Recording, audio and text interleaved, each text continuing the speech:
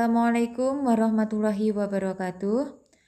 Pada kesempatan kali ini, saya Siti Zahro akan mempresentasikan hasil review dari buku Syed Hussein Nasr yang berjudul Science and Civilization in Islam dan The Need for a Sacred Science.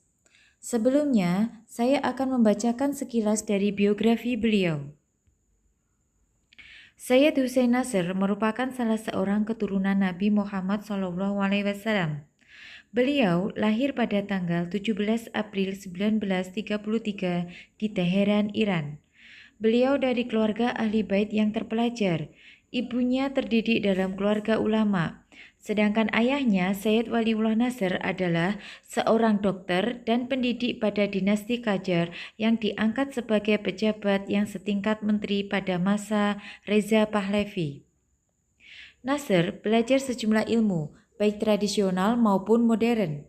Beliau banyak belajar dan menyerap ilmu dari sejumlah guru, di antaranya Syed Muhammad Kazim Asar, Muhammad Hussein Tabatabai, Syed Abul Hasan, Qaswini Rafi'i, Jawad Muslih, dan Murtada Mutahari. Nasr memutuskan untuk belajar ke barat. Negara tujuan pertamanya adalah Eropa.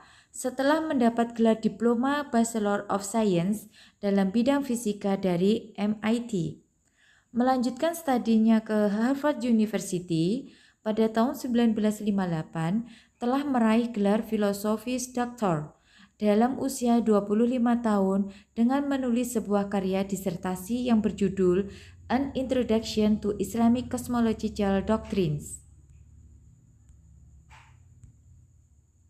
Sekembalinya dari Amerika, beliau dipercaya untuk mengajar di Universitas Teheran. Pendidikan barat yang pernah diterima tidak mempengaruhi cara pandang dan pola kehidupan dengan tradisi Islamnya. Meski mengenyam pendidikan di barat, tetapi beliau masih haus akan tradisi keislaman. Oleh sebab itu, kenapa beliau melanjutkan belajar tasawuf kepada seorang ulama besar, Muhammad Hussein Tabatabai. Di akhir tahun 1962, Nasr diundang menjadi dosen tamu di Harvard University untuk memberikan kuliah umum tentang pemikiran Islam. Pemikirannya tersebar di dunia timur dan barat melalui sejumlah buku, artikel, tabloid, dan kuliah yang beliau sampaikan di khalayak publik. Di antara bukunya yang terkenal adalah Knowledge and the Sacred, Man and Nature, The Spiritual Crisis of Modern Man, Ideals and Realities of Islam, An Introduction to Islamic Cosmological Doctrines. Buku beliau yang berjudul Science and Civilization in Islam menjelaskan beberapa hal sebagai berikut.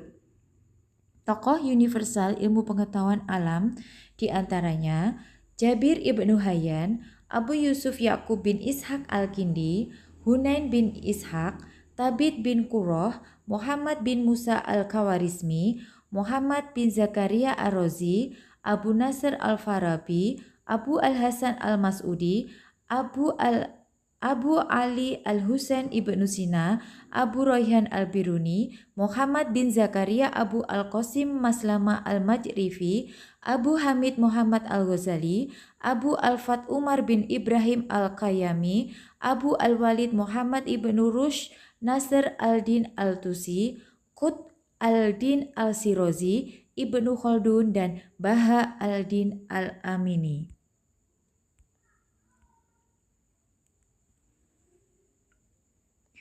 Dasar sistem pengajaran dan lembaga pendidikan. Klasifikasi ilmu pengetahuan. Disiplin ilmu apapun tidak boleh dikejar di luar batas tertentu. Maksudnya bahwa sesuatu yang dipikirkan secara mendalam akan berhenti pada titik ilahi. Orang yang pertama melakukan klasifikasi ilmu adalah Al-Farabi. Klasifikasi menurut Al-Farabi diantaranya ilmu bahasa, logika, ilmu propadeutik, fisika, dan ilmu masyarakat.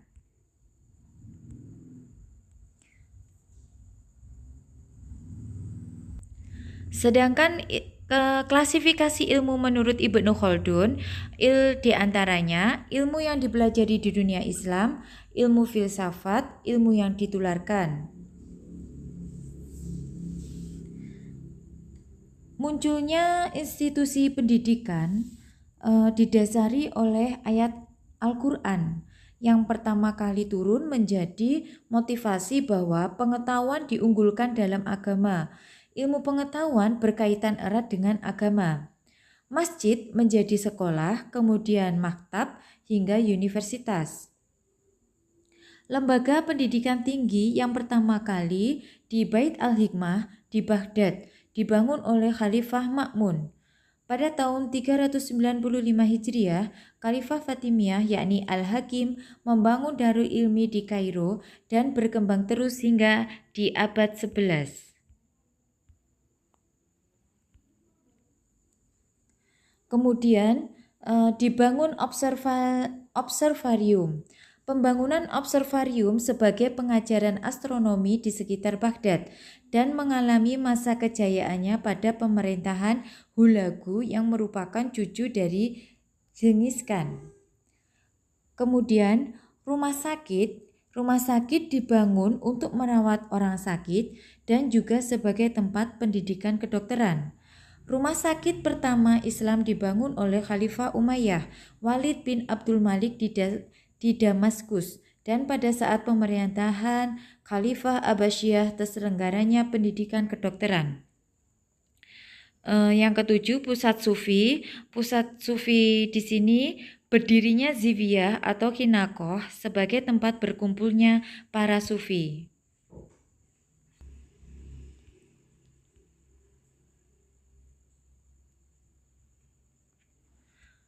Selanjutnya adalah kosmologi, kosmografi, geografi, dan sejarah alam.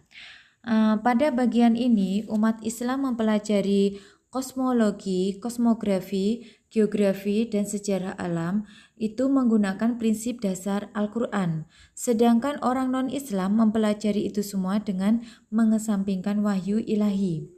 Kosmologi dan kosmografi yang ditinjau melalui sejarawan alam, kosmograf, filosof, kesemuanya mempunyai prinsip dasar dari Al-Quran. Geografi dalam Islam terkait erat dengan astronomi observarium dalam melakukan pengukuran geografis. Keterangan dalam Al-Quran tentang 7 bumi oleh ahli geografi Islam diartikan sebagai 7 iklim tradisional.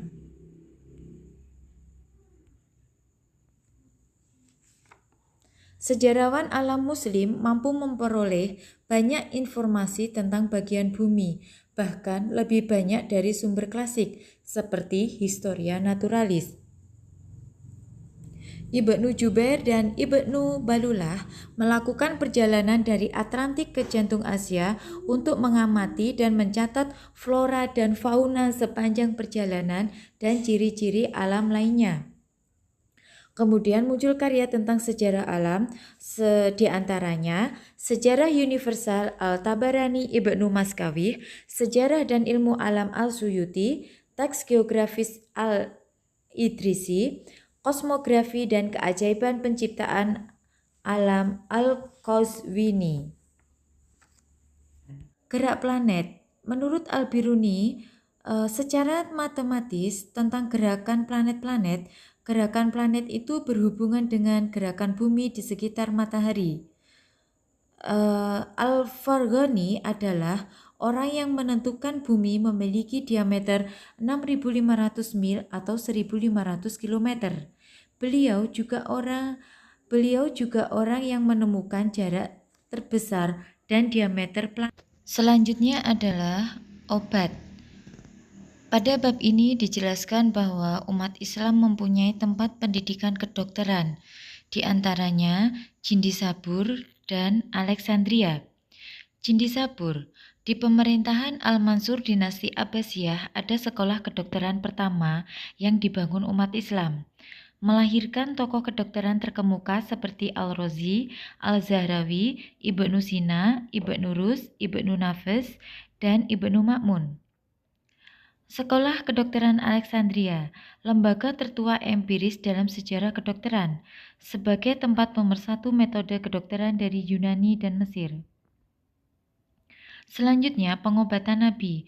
Walaupun telah berdiri Cindisabur dan Alexandria, orang Islam Arab masih ragu dengan adanya obat asing karena mereka berpegang pada Nabi.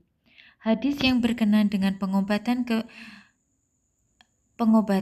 kebersihan, pola makan, dan lain-lain. Pengobatan pada abad awal. Pengobatan Islam klasik termasyhur adalah pengobatan yang dilakukan oleh Ibnu Roban At-Tabari. Beliau adalah penulis ensiklopedia kedokteran pertama yang berjudul Firdaus Al-Hikmah.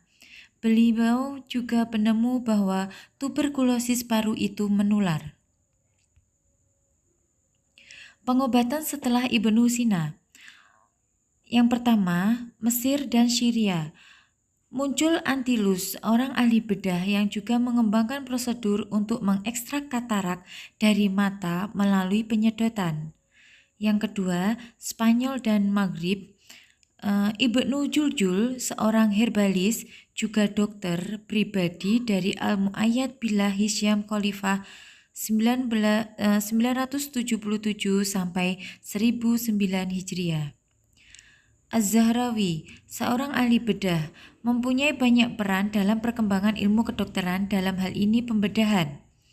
Abu Marwan, banyak peran beliau dalam pengembangan ilmu kedokteran, khususnya dalam masalah perawatan dan diet, rangkuman aneka penyakit, pengobatan, dan pencegahan psikoterapi dan bahan makanan. Al-Ghaffar, ahli obat-obatan. Beliau juga ikut memberi kontribusi dalam pengembangan farmakologi dan farmasi, khususnya tentang komposisi dosis, meracik, dan penyimpanan obat. Yang ketiga, negeri timur Islam atau Persia. Al-Razi membuat klasifikasi zat medika yang ada di alam. Beliau dijuluki sebagai pemikir orisinil dan bapak klinik abad pertengahan. Beliau adalah pelopor utama farmakognosi. Selanjutnya adalah buku yang kedua, The Need for a Sacred Science. Dalam buku tersebut dijelaskan yang pertama, Tuhan adalah realitas. Orang Barat berhasil mereduksi realitas ke dunia yang dialami oleh indera luar, sehingga membatasi makna realitas dan menghilangkan konsep realitas sebagai kategori yang berkaitan dengan Tuhan. Itu semua pengaruh dari epistemologi sensualitas dan empiris. Mereka mengesampingkan pengetahuan metafisika, yaitu wahyu dan kecerdasan, serta pengalaman spiritual batin. Padahal, Tuhan sebagai realitas tertinggi hanya dapat dipahami dengan pengetahuan metafisik.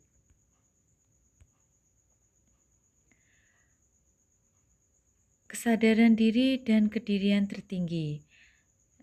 Pada poin tersebut dijelaskan bahwa manusia memiliki dua diri, yaitu diri secara biologis atau jasmani dan diri secara ruhi.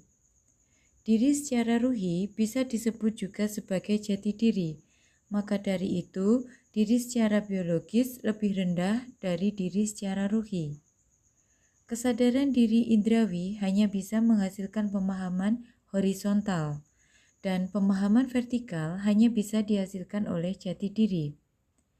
Kesadaran diri jasmani indrawi dapat memahami jati diri jika dibantu oleh pesan akal ilahi.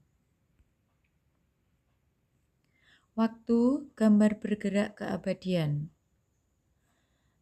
Dijelaskan bahwa manusia hidup di tempat yang mengalami waktu, maka dari itu dia lebih mengesampingkan keabadian. Padahal keberadaan manusia di dunia terkait dengan keabadian vertikal. Selanjutnya adalah pemikiran tentang kondisi manusia saat ini. Dalam poin tersebut dijelaskan bahwa orang Barat mengagungkan jiwa manusia dan konsep manusia saat ini sebagai makhluk egois, tidak bertanggung kepada otoritas apapun. Kemudian filosofia perennis. Dalam poin tersebut dijelaskan bahwa filsafat perennial adalah kearifan tradisional dalam Islam. Filsafat perennial sebuah sudut pandang dalam filsafat agama yang meyakini bahwa setiap agama di dunia memiliki suatu kebenaran yang tunggal dan universal yang merupakan dasar bagi semua pengetahuan dan doktrin religius. Selanjutnya, ilmu pengetahuan Barat dan budaya Asia. Dalam poin tersebut dijelaskan bahwa Asia dan negara non-Barat berusaha meniru ilmu pengetahuan Barat dari adopsi buta dan penerapan ilmu Barat untuk budaya tradisional mereka. Kemudian, ilmu pengetahuan tradisional pada dasarnya sakral dan terikat dari ungkapan asal-usul ilahi, berbeda dengan ilmu pengetahuan modern yang profan terlepas dari ungkapan asal-usul ilahi. Pada poin arti spiritual Allah dijelaskan bahwa alam sebagai teofani, maksudnya bahwa Tuhan adalah pusat, sedangkan alam dan manusia merupakan manifestasi dari sifat-sifat Tuhan.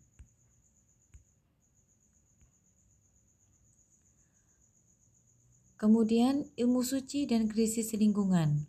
Pada poin tersebut dijelaskan bahwa mengembalikan konsep tentang alam dan hubungan alam dengan manusia kepada nilai-nilai kearifan perennial Islam. Memformulasikan kembali pandangan terhadap tatanan alam semesta yang bersumber dari Al-Quran.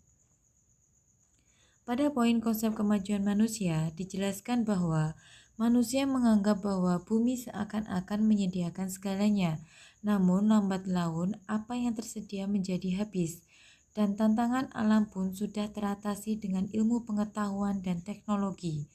Dengan semua itu, manusia dipandang sebagai makhluk otonom.